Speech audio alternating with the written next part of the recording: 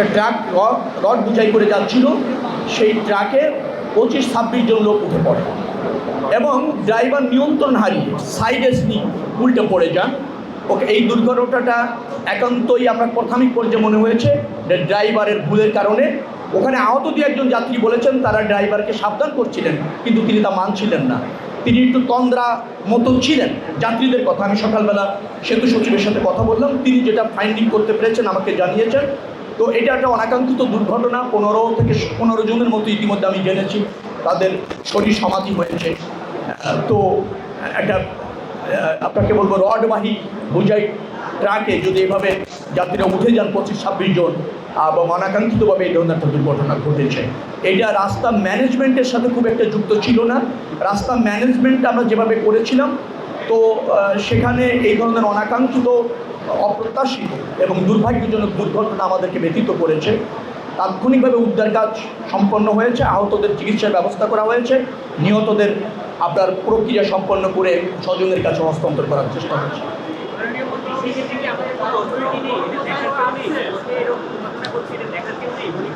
না, মনিটরিং আছে, highway police দেখে। তো আপনি ধরেন ভোর রাত্রের দিকে একটা বোঝাই ট্রাকে যদি এভাবে যাত্রীদের সতর্কতা থাকারও তো প্রয়োজন আছে। না হয়েছে, আমি তো বললাম আপনাকে, দেখার তো কেউ আছে, দেখার তো আপনারাও আছেন, আমরাও আছি, কাজ করছি।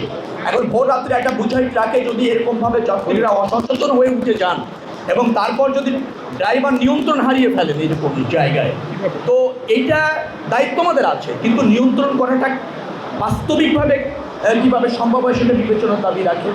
যাত্রীদেরকে আমি সবসময় বলেছি, আমরা এখনও বলছি যে বোঝাই ট্রাক, ওপেন ট্রাক যেটা যাত্রী বাহিনীর জন্য নির্ধারিত না, সেই জায়গায় সেই সমস্ত যানবাহনে যাত্রীদের উঠাটার থেকে বিরত থাকা উচিত।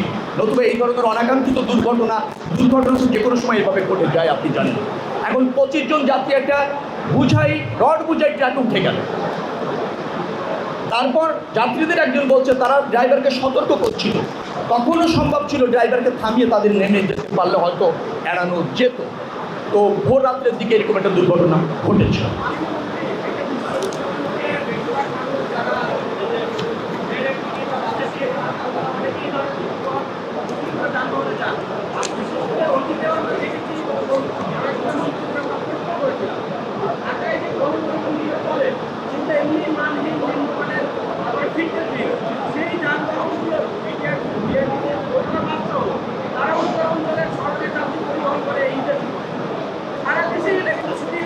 আপনি তো জানেন 2 দিনে 1.5 কোটির উপর লোক যাবে এবং তারা যে কোনো মূল্যে যেতে চান। ইভেন তারা বাস স্টপেজে এসে, কাউন্টারে এসে একটা টিকিট কেটে তারপর বাসে যাবেন, এই ধৈর্য আমাদের যাত্রীদের অনেক সময় থাকে না। ছুটিটা পাওয়ার পরে তারা কি করেন, মহাসড়কে চলে আসেন, বাস স্ট্যান্ডে আসেন না, গাড়ির জন্য অপেক্ষা করতে চান না, চলন্ত যানে উঠার একটা বড় প্রবণতা থাকে এবং লাখ লাখ যাত্রী। আগামীকাল এবং পরশু আপনি ঈদের আগের দিন দেখবেন গার্মেন্টস ছুটি হলে লাখ লাখ যাত্রী চলে আসছে। একেবারে আবদুল্লাপুর থেকে যদি যান একেবারে আপনার চন্দ্রা পর্যন্ত বা টঙ্গী ক্রস করে গাজীপুরের পুরা রাস্তায় লাখ লাখ যাত্রী।